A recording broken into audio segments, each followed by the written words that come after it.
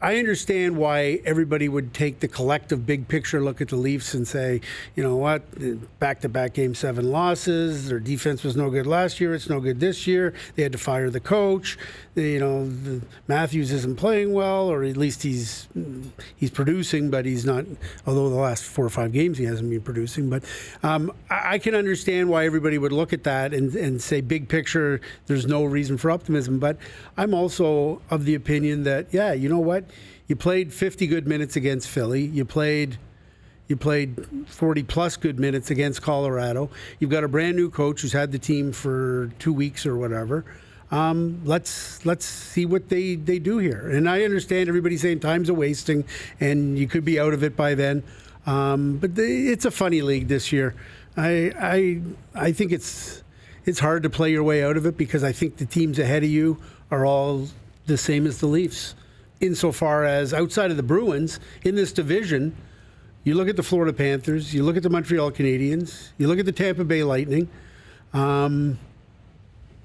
Buffalo, it's all the same. There's a lot of parity there. So I'm just saying that if it takes you a month to figure things out, you might have a month to figure things out this year. Mm-hmm. It was the opposite last year because the top 3 teams ran away and hid from everybody else.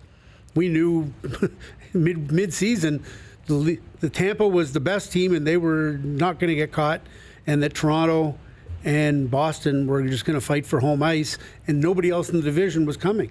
It's the exact opposite this year. The Bruins look like they're going to run and hide on everybody, right. But virtually every position after that, Florida, Montreal, Toronto, the Lightning, Sabres, everybody, it's like a dog's breakfast. Well, and we've said a few times this afternoon, the hope is that these guys just are not playing well individually. Right. Not there's a real core issue.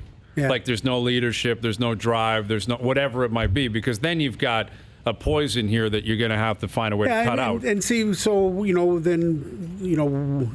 what was the Kadri trade? Did they lose all their drive with the Kadri trade? I don't think so. Was Babcock, was he the guy that was driving it? Mm-hmm. I don't know. But, last year they didn't lack drive.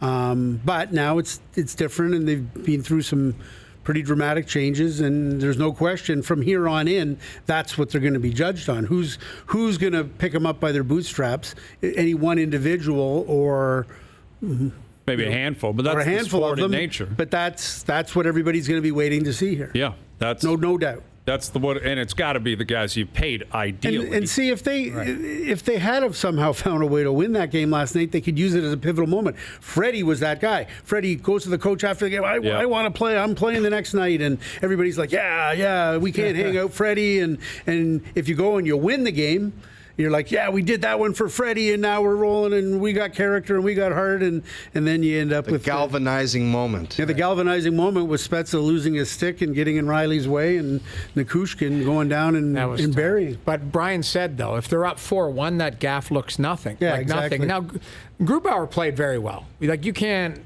he was fantastic, Bob. I know you said you only saw the parts of it. He made some big saves at the right time. And Freddie was really good. It was a pretty good game. But excuses are for losers. That's, when we can't keep going, well, it was a great effort. You got to find a way to break through against these top teams. Agree on all that, but as I go back, and I understand the collective mindset of Leaf fans is to look at the collective picture and throw up your hands and say, this team's going nowhere. And maybe that's the case. But I'm saying it's way too early to tell, and the division might be forgiving enough that gives you some time to figure it out. Are we seeing a different Bobby that on Thanksgiving, American Thanksgiving, he puts his stake in the ground and he makes a call on a team? No, I don't do that. Didn't you say American Thanksgiving you generally get a feel for what?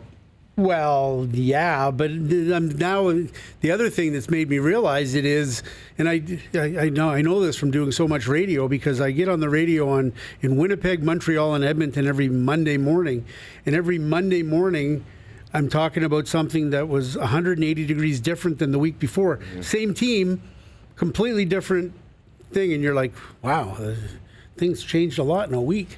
and it keeps flipping back and forth.